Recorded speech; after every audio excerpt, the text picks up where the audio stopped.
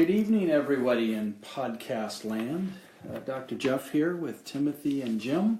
Good evening. Good evening. And this is the Adventures in Truth podcast. We just came up with a name. This is our 20th episode tonight, and we have been nameless, naked, and unafraid for 20 episodes up till tonight. So we now have a name, so only better and more interesting things are going to come now that we know who we are. Yes. Where we came from. Where we came from. What are we doing? Where are we going? I love it. That's all great stuff. It's been a couple of weeks since we have been together, the three of us. A little bit of time has gone by, but I'm sure that like what seems to be my norm is I'm paying attention to things that come at me from books I'm reading and other just sources of information of this idea of what truth is, why we're so connected to it, the influence it has all around us. And it's just an awesome topic and a fun thing to kick around. Because it really does, it just drives us, and all kinds of fun little sayings. Everything from it'll set you free to this is my story and I'm sticking to it. I mean, that's a pretty well used one. But that's all about truth, truth and story. Our truth and our story are very intertwined, and the story does not necessarily mean that is truth, but yet it is our truth. And those two truths from one person to another can be extremely different, but to each person they're willing at times to fight and die for those belief systems, and it's amazing. So for the three of us sitting at the table in the pre-conversations we've had prior to the podcasts and the fun times we have after, truth is a core topic for the three of us. And if you're tuning in, then obviously it's something that you want to check out as well. We love the idea of this notion of an adventure, because we're definitely not saying that we are the truth, that we know the truth or have the truth or even speak the truth. We're just playing with it. And sharing our experience. Yeah. And we find, and through y'all listening to the podcast and our work with the podcast, you see that we all come to some forms of truth, but they're always a little different. They're always a little individual in that we can come, we come together and we can come to agreement, but we have to kind of sift through our own filters to come to a point where we see similar truth or same truth sometimes, and sometimes we don't. Sometimes we see different truths. Look at siblings in the same household, having roughly the same kind of experience, and just how wildly different the stories can be as time goes on. And that's the truth. No pun intended. That just slipped right out. That wasn't even planned. So welcome to our little truth roller coaster. That's not a roller coaster. Is it a roller coaster? Sometimes it is. Sometimes it is. Yeah. Sometimes you even have to put your seatbelts on. That's keep your true. hands and arms inside the car so you don't lose them, right? Adventures in Truth. Love it. Something from as simple as choosing a pillow. I would venture to say that the three of us probably use 3 different types of pillows.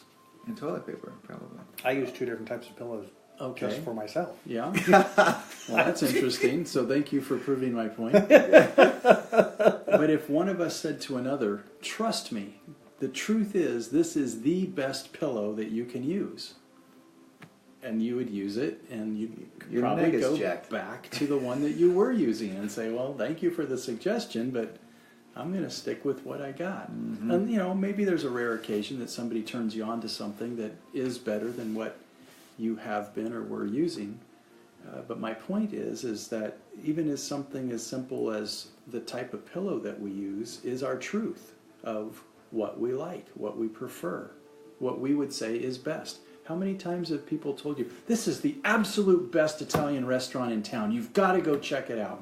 and you do, and it's like, it's not that much different than the one down there. So it's like, what experience were they having Yep. that made it so amazing to them at that time? Was it their time of the month?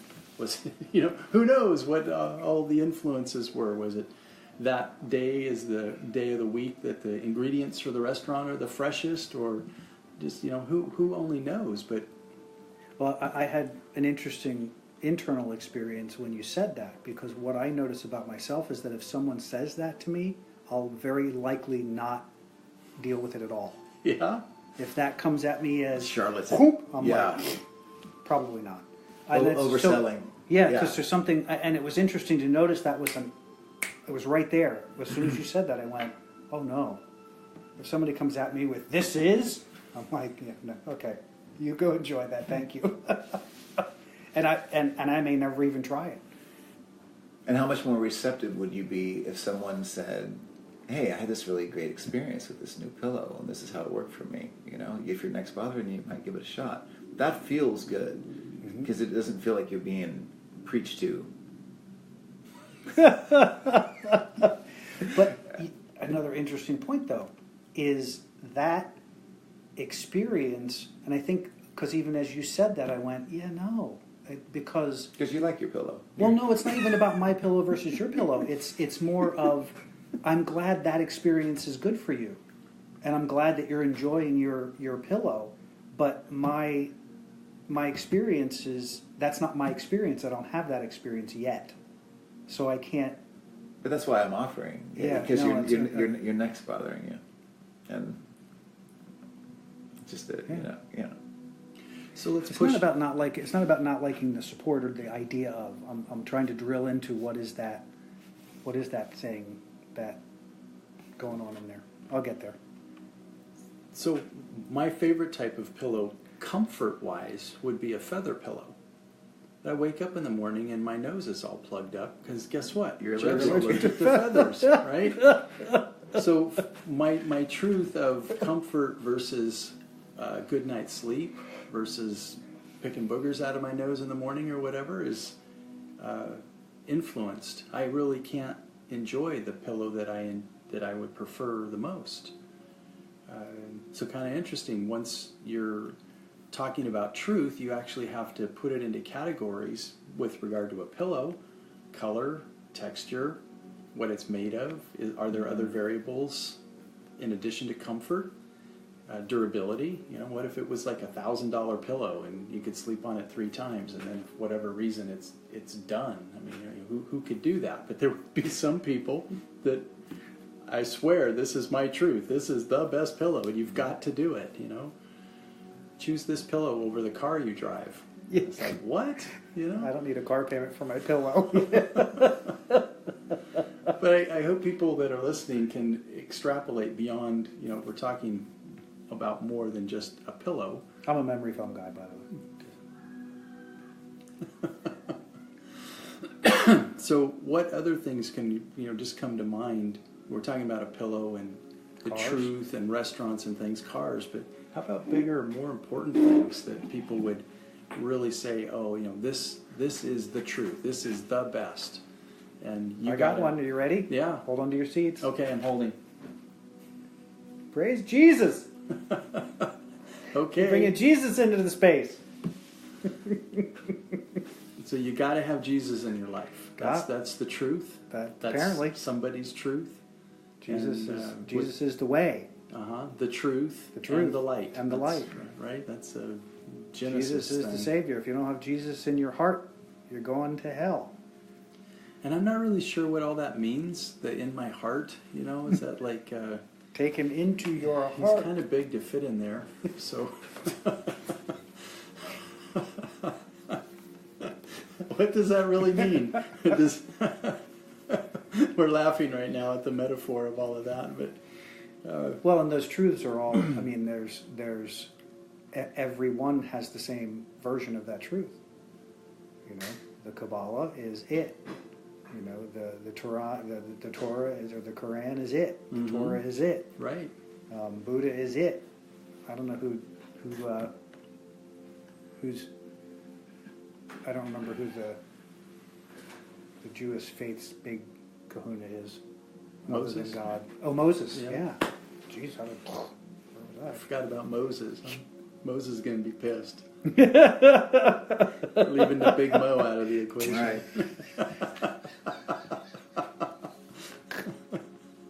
And do they say Moses when they stub their toe?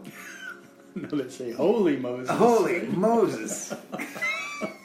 Mother of God. Yeah. Throw them all in there. Just have a spiritual salad. What is that? Jesus. Criminy. Or there's always the good one where you put the expletive between the first and the last name. Yeah. So we go back to the pillow, and then I didn't do it out loud. Yeah. How about that? let's put Jesus. Come on, acknowledge Yeah, it. Come on. well done. Well done. Yes. So let's put Jesus on the pillow. All right. Can you work with me on this? So if But he someone only used straw. he'll only do a straw pillow because he had a That was his manger, truth, yeah. manger for a bed or something like that. So if you were really excited about your pillow and you wanted to share the good news of your pillow with someone else who really wasn't open to that, could it be that, and they might even shame your version of a pillow because of what store you bought it from. You didn't get it at Nordstrom's. Oh, it's a Walmart pillow. You poor boy. You know, then would you possibly begin to feel different about your truth? It's like somebody just smeared your truth, and now your truth can't be that wonderful thing. Because before you had this discussion, it was the most amazing pillow. You had the most amazing night of sleep, but now because you know your pillow came from Walmart, and Walmart doesn't pay their employees, and you know only poor people shop at Walmart or whatever, like that's a judgment, now your truth has been tainted. And that's what we do each night when we sit in front of the news, or we're at a restaurant, you overhear somebody's conversation. It's like all this tainted information coming at us that takes our good news and our good truth, and our flowers are now wilted. Yeah. These amazing truth flowers that we had. That's kind of a weird idea. Well, and that's all the that speaks to alignment, that speaks to connection, that speaks to, because it's all the things, depending on what teachings you look at, depending on the stuff that you like to read or the tapes you like to listen to, there's a lot of stuff out there about how you maintain alignment and not allowing or not being clear in your truth so that those things can't pull you out. And when those things pull you out, that's when you get further and further away from who you are, from being centered in who you are. So, and isn't it interesting that something as simple as a pillow can take you completely out of your zone? You know, if some, like from that example. I watched two grown men when I was a kid in Texas pull over on the side of the road. I was on my way to school, and they beat the living crap out of each other. And it turned out that they were business guys. And they knew how to fight? I know. It's Texas. I didn't say they knew how to fight. Thank you. Yeah. Put it back into... Context. We need context. Yeah. We It can turned say out Vermont. that the fight was over if Ford or Chevy were better. Definitely Texas.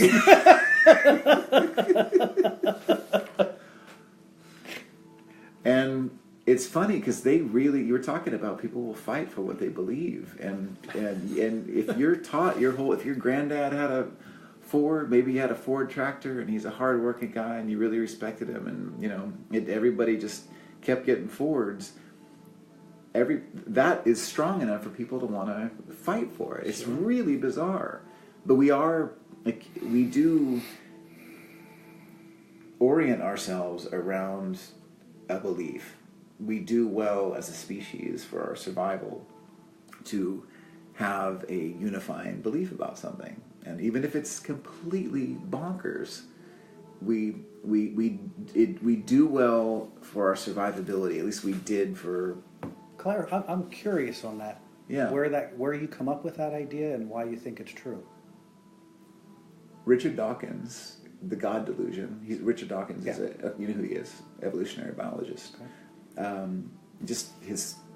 He mentions that our species really did well for survival for in believing in myth, that it unified people believing something, even if it was outrageous, was better than people having individual thought, from strictly a survival standpoint. And I can forward you the area. No, I would be You're very asking interested Jim with, to check out your pillow right now. Yeah. Yeah, no, I'd be very interested in more words about it. Only because it sets up the foundation for where we are now, which is people can't find their own truth, Right. Because they're so buried in the BS of He's all speaking of the against. delusions. He's speaking against the delusion. He isn't a fan of it at all. But he's just showing that if we're left unchecked, what we end up doing, we end up in fistfights on the side of the road over who's got a better pillow. But is that? But see, that's where I have a fundamental disagreement, because that's saying that what's driving that truth is real, and it's not. Which truth? What are we talking Any about? of it. I mean, Ford versus Chevy. The guy's fighting. Right. There's no truth. There is There's no no truth. truth. to Not it. a Yeah. There's capital no T. right. Truth. It's just Mhm. it's opinion, Yeah. but it's driven off of the false narratives that they've already been given and trained into prior to that event. Yeah. So, if we weren't being given the false narrative Precisely. of stories and religion and that stuff, we haven't given ourselves permission to not have that. So where are the cultures? Is there a culture that we know of on the planet that doesn't instill that from the beginning? I don't know the answer to that question, but it's I think there's different. philosophically it's interesting. It's just an interesting thought process to is. think, really, it's what held the people together. That was the excuse that the Spanish used for the Inquisition. That's the excuse that the church used to control people. It's the excuse that all of these massive, mass conscious things that have evolved over time have used in order to control and manipulate people True. and manage them, because it's believed they need to be managed. And that's part of it, but back before all that, when people weren't sure where the sun was going, and When it was still mythical. yeah, so Mythical. myths were very powerful in unifying a people into staying together and feeling like they belong to a particular kind of thing. And I don't think it was always bastardized, and I think that it does get bastardized over time, and what the Inquisition and you name it on and on. I was thinking about pagans. The pagan that process was probably a little more positive focused, but Yeah. no, continue on. Sorry, I was agreeing. So we were talking about how when somebody smears your truth, you were happy just a moment before, and all of a sudden now that there's this new information that you're grappling with, it's No. like somebody's moved your cheese. and you Good liked book. it where it was. Yeah.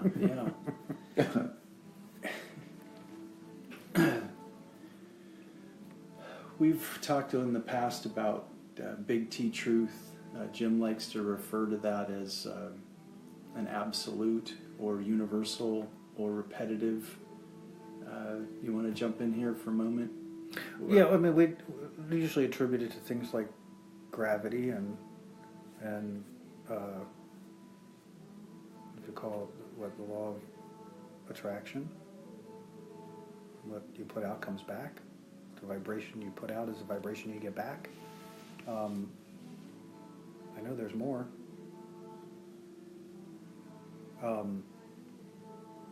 Newtonian physics. So that if we jump on the gravity one for a moment, that's actually been challenged recently. We've talked about it several times, where some people think it's actually an electrical attraction that we're calling gravity. But what we could agree on is if you toss a rock up in the air, it's not pumice and there's no magnets in it and that other sort of thing, it's probably going to come back down fairly consistently. So do we actually even need to say it's gravity that's making that happen? It's kind of interesting that some people would say, oh, absolutely, we have to name and understand the force that is making that happen. And it's like, really? Do we? Why? Why? Does it change? By calling it electricity or calling it gravity, does it change what we're actually witnessing and that's happening in front of us? I would say no, it really doesn't. But it is interesting that people will devote their whole lives to trying to name something and describe it and prove it, only to find in a decade or two later that, or generation or millennia later, that it's not quite the way. And haven't you we thought found it the was. people that are most diligent in that pursuit of wanting you to buy their pillow, those people are really adamant that you buy their pillow, are the least interesting people to be around? Really, they're not good dinner guests. No, they're not that. They're just, No, they're not. No, they they're just not. want to talk about their pillow. Yeah. And it's such a tunnel vision, and there's so much of that in our world, and that's why I'm not on Facebook that often, just because it's such a hub for very charged opinions, and I like the idea of just the rock falling and noticing that in nature instead of getting into exactly what it's supposed to be called. It's kind of interesting, but I'd rather just see the rock create the waves in the pond and be mystified by that. So, What experiences can you guys think of where somebody has wanted to share their pillow with you only to find out that it was just a completely different experience than what they were selling, what they were promoting?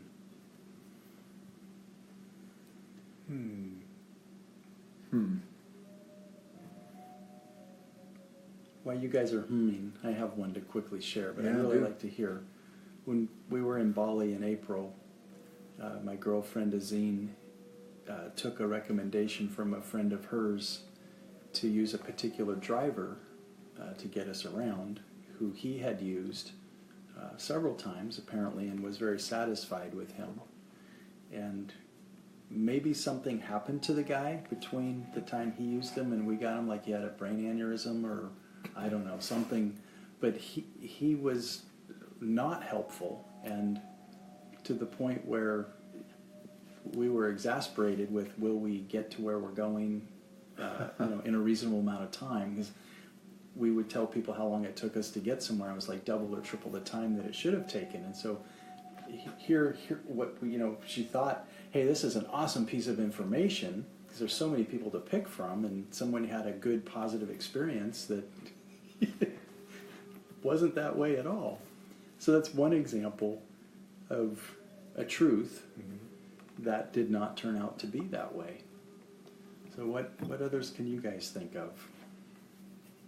this is really off the cuff, but this idea, I always thought it was strange that when we leave this mortal coil, that it's very common in our society for people to embalm themselves. Well, they're not doing it themselves, but you know what I mean. They want to preserve this skin suit 6 feet underground, and Baffling. and it's baffling. Like, that is such a bizarre. I could not understand, and still don't understand. People are really uptight about what's no longer serving them, and I just that was a weird truth that we have these plots in this particular cemetery, and we're all together, and we're gonna be full of embalming fluid, and we're gonna look 80% like ourselves in 100 years. Wow. And for what? And that's a really bizarre truth for me, is that people are very passionate about having a traditional American funeral and not deteriorating in the ground. I think that's just freaking weird. And It is, and it incorporates so many bizarre cultures to get there. I mean, because you have the religious piece, you have the Egyptian piece, the preservation of Right. you have there's so many people. There was paganism in it. there's so many different belief systems that are all lumped into that one thing Right. that make no sense. Yeah. And yet everybody goes, okay, yeah. Yeah. Like, no, just make me a tree. I'm good. Yeah, make me a tree, indeed. How about the commercialism, as well? Oh my What an gosh. expensive The gouging. undertaking. Yeah. Truly. But isn't that interesting as well? 'Cause So you're not buying that pillow? No. That's not one that's important to That's you? not one that's important to me at all. Hmm.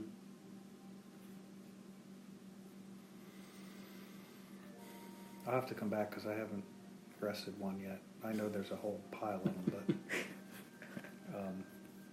haven't come up with one to share in this format.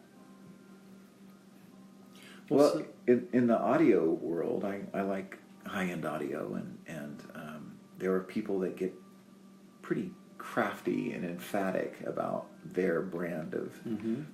how you're supposed to listen to music. And I know people, and I've landed on forums where I was seeking content about a couple questions or whatever, really good forums, but there are people that will geek out on numbers and graphs and the science of this hobby, of this obsession, whatever you want to call it. And that's the most important thing, is how things measure.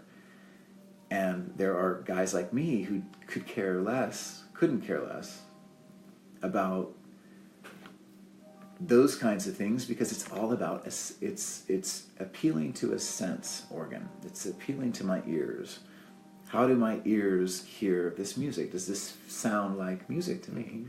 And there are people that will buy things without ever hearing it or seeing it or touching it, and spend thousands and thousands and thousands of dollars without ever hearing it, just based on the numbers.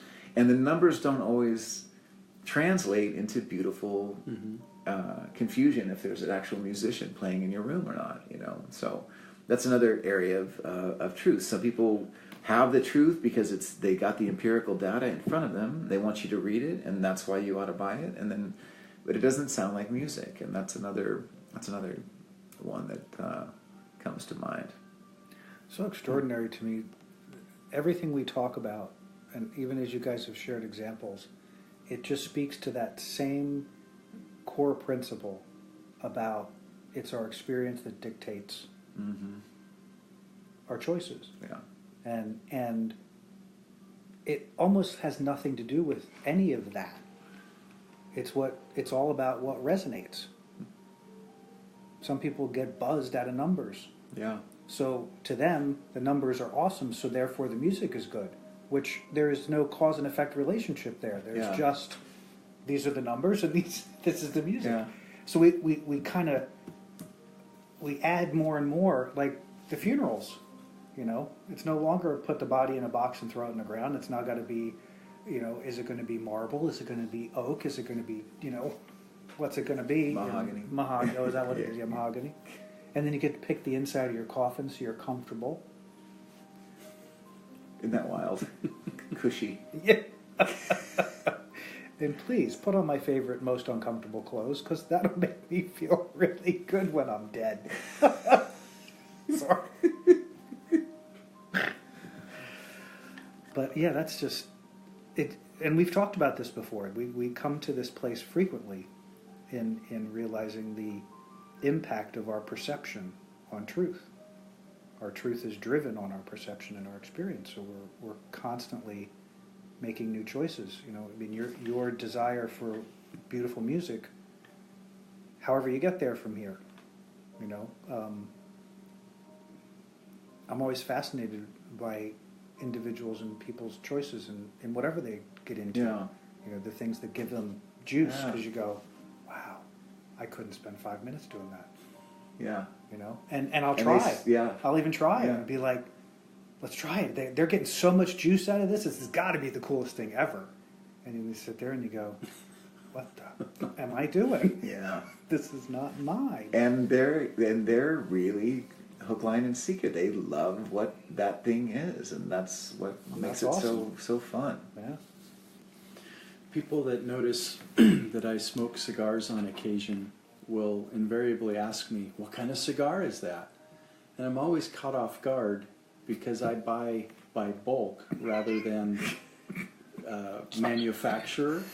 And if it's made in Nicaragua or Costa Rica or Honduras, I'm good. It's made somewhere down there, and it's going to smoke and burn and do whatever it does. But people that will say, "Oh, you got to try this one," or they'll bring one or something, and it's like because it's a Romeo and Juliet, or maybe it was an actual Cuban. Now the game has been raised, or the ante has been raised of it's supposed to be better. Well, for this guy in this mouth, there ain't no better. It just doesn't work. You could be $100 cigar. I know the difference between a $1 cigar and a $2 cigar, but from a $2 to $5 or a $10, you're just wasting your money on me. So but it's interesting. So people have given me $10 cigars, and I'm smoking it with them, and oh God, this is really good. I got to go along with their truth that they really wanted to bless me or make it really extra special, not realizing that the $2 one would be fine. It's almost sometimes I feel like, well, you're wasting this on me. Keep it for later or something for you, because my $2 one is going to do the same. So thing. Does that translate into other taste perception? Yeah. Okay. I'm not a connoisseur That's of right. the edible stuff. Okay. But it's interesting that what I was trying to introduce here is this placebo of truth, of it's supposed to be better because of it's a Klipsch instead of a Bose, or it's a Harman Kardon instead of a whatever, RCA or something like that. That could the mind actually say, oh, I am experiencing it better because I'm telling myself that it's better, when it's just a story. Yeah. Or it's... And isn't that why we're here? Yes. Ultimately, is to dive into whatever sparks our fancy and experience it to the deepest part of our... however deep we want to take it. Yeah. Your experience with music goes obviously very deep. Yeah. Because there's something, it does something for you in a way that silence does for me. Yeah. I'm baffled when I'm at home. Not baffled. I mean, I've noticed and kind of gone, this is so interesting, because I'll be home by myself for 5-6 hours. Nothing's on. Nothing. Yeah. I'll cook dinner. I'll do laundry. I'll whatever. And all of a sudden I'll go, why don't you put some music on? Yeah. And it isn't that I don't like music. I like music.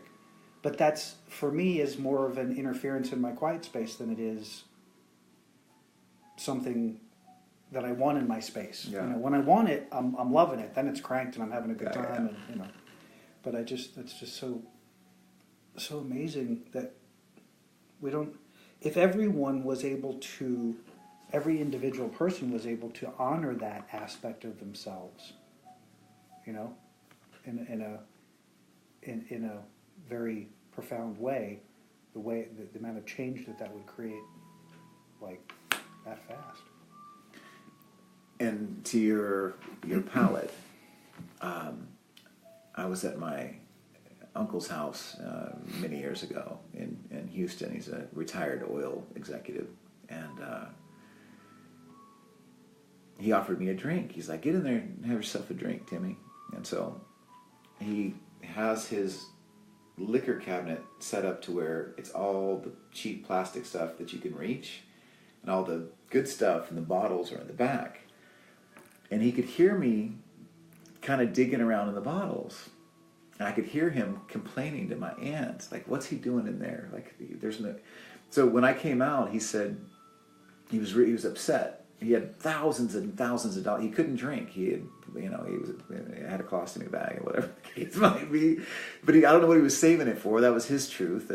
Might be taking that with him somewhere. But he was challenging me, saying, "You can't tell the difference between the a $5 bottle of whiskey and a $100 bottle of whiskey."